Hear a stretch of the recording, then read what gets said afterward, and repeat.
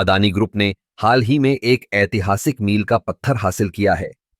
उन्होंने 90,000 करोड़ रुपए का रिकॉर्ड EBITDA पोस्ट किया है।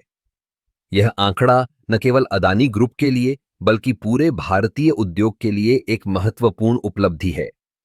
EBITDA यानी earnings before interest, taxes, depreciation and amortisation.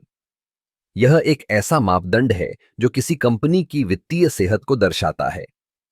जब हम अदानी ग्रुप की बात करते हैं तो हमें यह समझना होगा कि यह समूह कितने विविध क्षेत्रों में कार्यरत है। ऊर्जा, परिवहन, कृषि और अब तो डेटा सेंटर जैसे क्षेत्रों में भी उनकी उपस्थिति है। इस रिकॉर्ड EBITDA का मतलब है कि अदानी ग्रुप ने अपने संचालन में जबरदस्त वृद्धि की है। पिछले कुछ वर्षों में अदानी ग्रुप ने अपने व्यवसाय को तेजी से बढ़ाया है। यह वृद्धि केवल संख्याओं में नहीं बल्कि उनके व्यवसाय के मॉडल में भी स्पष्ट है।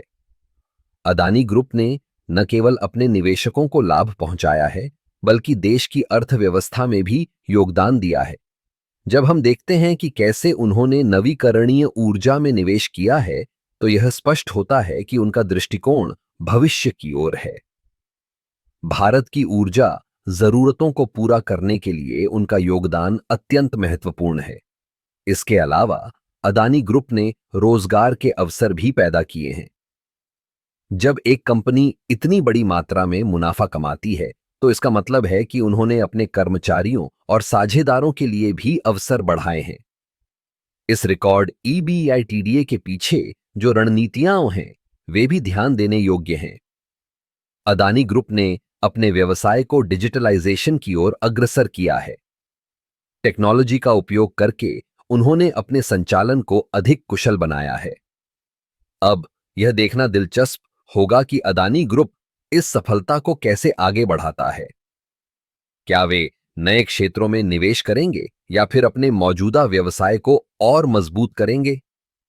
अंत में यह कहना गलत नहीं होगा कि अदानी ग्रुप ने भारतीय उद्योग में एक नई दिशा दी है।